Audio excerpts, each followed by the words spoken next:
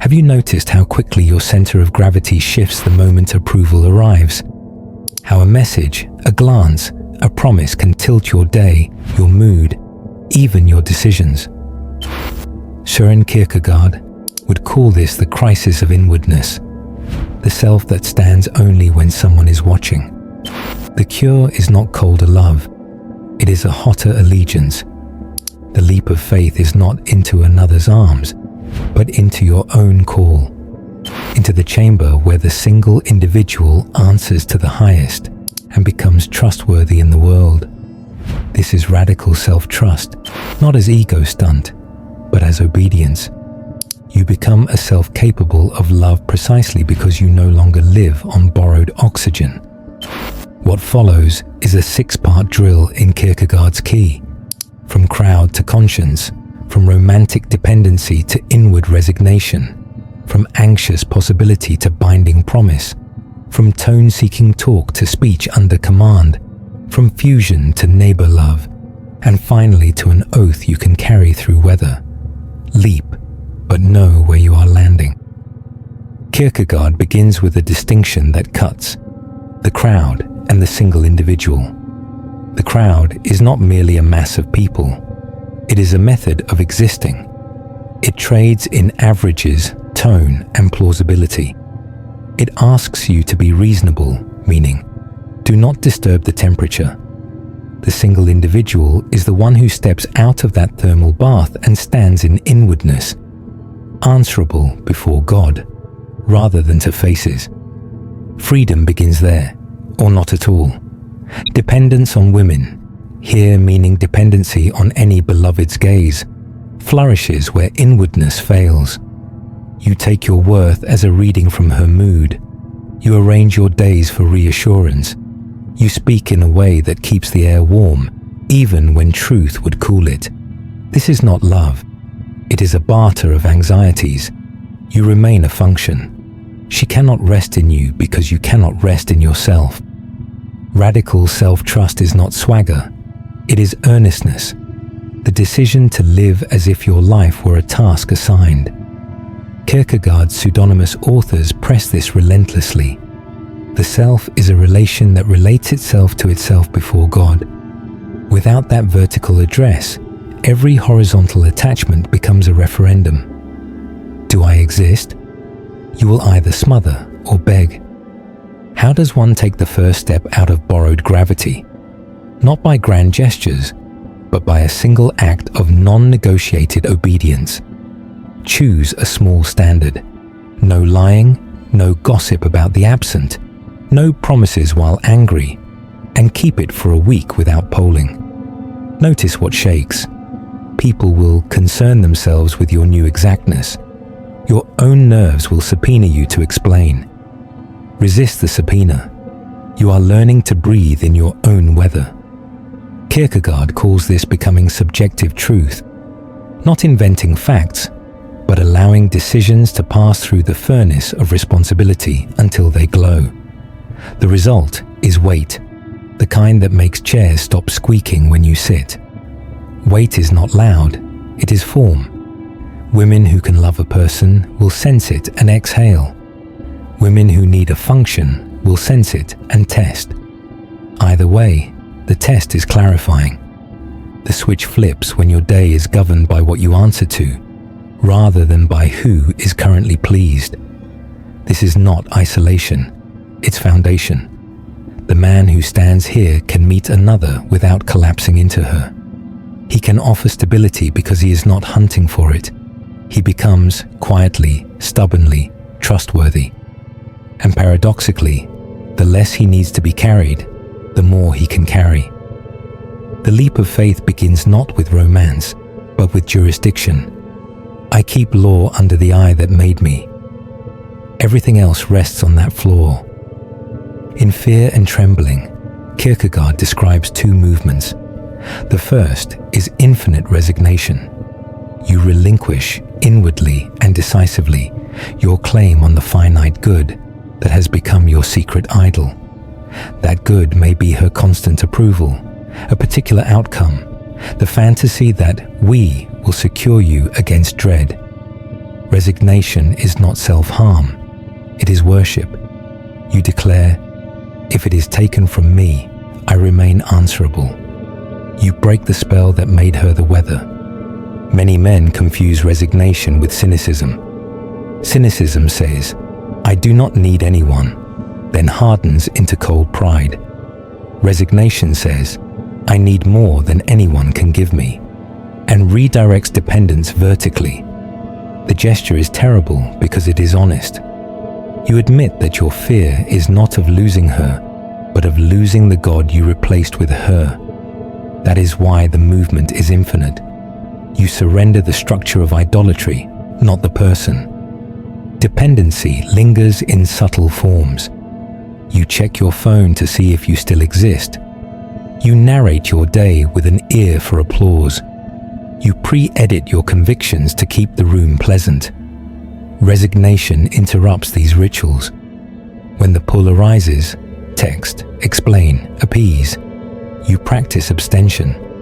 Kierkegaard is not giving you a communication tactic. He is training your soul to breathe on its own. A sign you are moving. Grief with peace. Resignation hurts because you are admitting how much you asked the finite to be infinite. But peace begins because the finite can now be finite again. You did not throw her away. You stopped kneeling. Men fear this will sour their hearts. The opposite occurs. What you no longer demand becomes visible as gift. The person returns where the idol once stood. This movement has ethical fallout. You stop making promises with borrowed breath. You stop pledging always when you mean until my panic returns. You stop using romantic formulas to rent tomorrow's self. Resignation makes your word lighter to say and heavier to break. Kierkegaard's insistence on the single individual surfaces here. No one else can do this step for you. Therapies can assist. Friends can witness. Only you can let the idol fall. Note how this disarms manipulation without cruelty. When you cease to bargain your selfhood for calm, the currency of pressure devalues. Tests will still come. They will land on stone instead of mud. You become simple, warm but not purchasable, present but not programmable. Resignation is the stern mercy that frees you to love a person instead of your fear. It is the half of the leap most men skip, which is why their later faith is panic wearing perfume. After resignation, after the idol crashes, Kierkegaard describes a second movement, faith. The knight of faith receives the finite back. He loves this woman, works this craft, keeps this promise, fully, joyfully, without clinging. The miracle is not thunder. It is ordinary life restored to proportion. He no longer asks the finite to be God. Therefore, he can enjoy it more than the worshipper ever did. Faith is not optimism. It is trust in the giver that liberates the gift from being a hostage. This is why Kierkegaard calls the night hidden. He buys bread, laughs, repairs a hinge. You would not spot his extraordinariness in a crowd. Inwardly, though, he has performed the double movement. What he could not live without, he surrendered. What he surrendered, he now tends without civility. Radical self-trust becomes visible here as steadiness. Invitations to fuse are answered with kindness and boundary. Invitations to perform are answered with silence or clean speech. He decides for love not as intoxication, but as work under command. If love is offered back to him, he blesses it. If it is withheld or withdrawn, he does not die, because he already practiced dying. Kierkegaard's Abraham can raise the knife because he has resigned. He can receive Isaac back because he has faith. How does this alter daily practice? First, calendario. Promises are made in daylight, not in euphoria. Second, speech. Reassurance replaces begging. Truth replaces auditioning. Third, attention. He cultivates admiration over intensity, repetition that deepens, not novelty that distracts. Fourth, solitude. He keeps a chamber no one rents. There he renews the leap before renewing his yes to her. Men often ask whether faith makes them less romantic. It makes them less theatrical and more durable.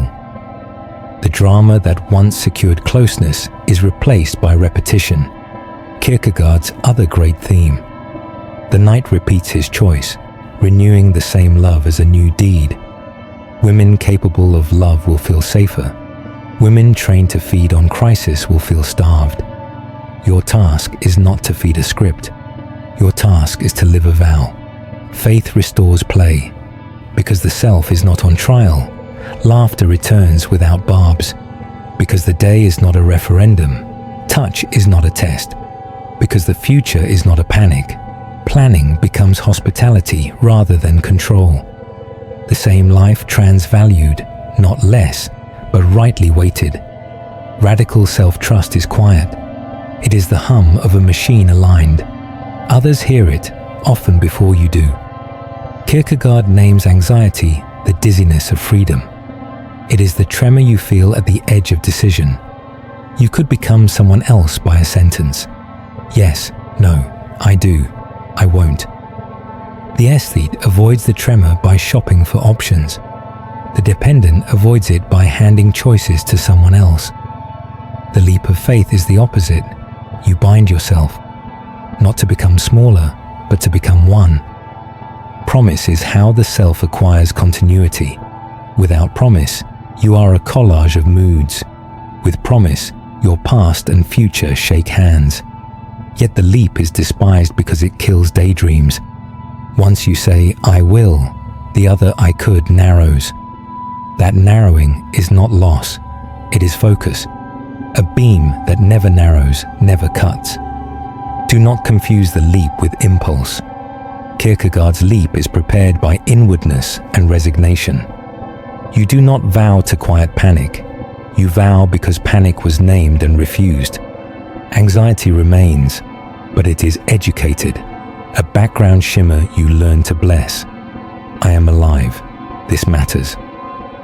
Decision then becomes worship, an act that aligns you with what you answered to in the dark. The most dangerous counterfeit is the romantic leap, a public gesture made to secure private reassurance. It looks bold. It is bargaining. You outsource your self-trust to her yes and call it destiny. When her weather shifts, your destiny dissolves. The real leap lands in yourself. Only then can it land in her arms without making her your parachute. How to train. Choose one domain to bind, craft, body, prayer, and make a vow small enough to keep yet large enough to sting. Keep it for 30 days. Let voices accuse you of rigidity. Thank them for the data and continue. Then, make a relational vow you can keep without asking permission. No sarcasm, no gossip, no late-night escalation. Keep it. Watch anxiety transmute into quiet pride, and quiet pride into calm presence. The self you can trust is the self you have watched keep watch. Kierkegaard's repetition returns here as proof. Renewal is stronger than novelty. Each time you say again, you become more someone. Men dread boredom because they have never tasted style, the beauty that accrues when you sharpen one line for a long time. Dependency seeks fresh air because it has never built a house. The leap builds, then it opens windows. Bind, then breathe. The leap that binds you to yourself will not make you rigid. It will make you readable. Women who love actuality will thank you. The crowd will move on. Let it. Complexity without decision is noise. Decision without inwardness is theatre. Decision after inwardness is law. In Kierkegaard's universe, speech is either service to truth or service to vanity. The dependent man lives by being liked, so his mouth becomes an actor. Hedges, disclaimers, tonal contortions, late confessions after timing could have saved something. The Knight of Faith practices speech under command, not cruel, not performative, but answerable. The command is the law of love. Do not deceive the neighbor, including about yourself. 3 tests guide this mouth. Timeliness. Say it when it can still change an outcome, not later when it can only humiliate. Proportion. Remove poison without removing steel. Fewer words, stronger bones. Placement. Private when it saves faces. Public when culture needs training. The price is predictable.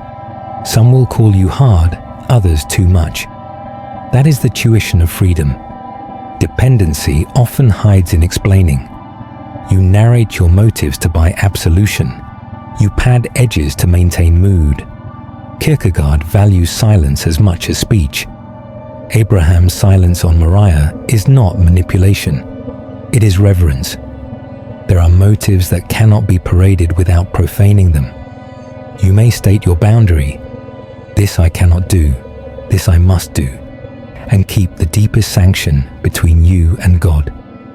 The crowd will subpoena your reasons. You are not obliged to testify. With the beloved, speech under command separates care from control. You refuse the false peacemaking of soft lies. You also refuse the macho theater of brutal honesty. Truth without gentleness is shrapnel. Gentleness without truth is sedative. The command asks for both. A sentence that preserves 2 selves. I will not argue past midnight. I am committed. I am not available for this tone. I forgive. Here is how we repair. These are not slogans. They are rails. Trains run on rails. At work, the same ethic becomes reputation. You deliver bad news early, attach proposals to critiques, defend absent colleagues, refuse flattery as currency. You will lose some rooms. You will gain a name that can carry weight. Kierkegaard's polemic against the public is precisely this. Crowds reward performance. Persons reward reliability. Speech under command moves you from climate consumer to climate maker. Finally, keep a ledger, not of others' faults, but of your own words. Hard truths said, soft lies declined, silence is kept. Not for pride, for evidence. Radical self-trust grows by watching yourself act. The man who knows he will speak when needed sleeps differently. He does not rehearse fights. He prepares sentences. He does not stockpile grievances. He sets dates. He becomes, in the best sense, boring. Realities improve around him. That boredom is peace in disguise. Kierkegaard's works of love guards the final boundary. Preferential love, the delight in this face, this voice, is good. It becomes idolatry when it usurps the command to love the neighbor. Rule. Prefer without possessing. Obey without performing. Neighbor love is the flaw beneath romance. It says, even if my preference is denied, I will not betray the command. Even if my preference is granted, I will not enthrone it. Only a man who stands on that floor can love a woman without turning her into air. Dependency disappears where neighbor love rules. You stop demanding that the beloved certify your existence, and you stop using love to purchase self-escape. Your no becomes merciful, teleological, for the sake of both. Your yes becomes clean, unblackmailable. You become capable of justice in love, crediting the other's subjectivity without abdicating your own. That is the atmosphere where respect grows. Without it, you will oscillate between groveling and grandstanding, calling both passion. Write the oath that seals this. Before God, I will be myself, and as myself, I will love. This refuses the 2 childish solaces, vanishing to keep peace and dominating to keep power. The oath is not for display. It is for the minute before speech and the hour before sleep. It is not an affirmation. It is a jurisdiction. When you break it, you confess quickly and repair concretely. When others despise it, you bless quietly and remain. Expect despair to visit. The sickness Kierkegaard names when the self refuses to be itself, or tries to be itself without the one who established it. Dependency is despair that dresses as romance. The cure is not detachment, it is dependence rightly placed. You renew vertical allegiance until horizontal relations relax. This verticality is not a ladder out of life. It is a route that keeps you from tipping. Then live repetition, the daily re-choosing of both self and love. Cook again, pray again, train again, say I'm sorry again, laugh again. Romance seeks novelty. Faith seeks renewal. Women who can love will meet you here. Some will leave because their script needs theatre. Do not slander those who cannot join you. Do not follow them back to the stage. Bless and go on. You made it to the end. That already separates you from men who skim and slide back into borrowed gravity. If this named the difference between leaping into yourself and collapsing into someone else, break the wall with me. Write one sentence you will live this week. Drop it below in the comments. Like this video. Share it to a brother who keeps outsourcing his oxygen, and subscribe if you want philosophy with teeth.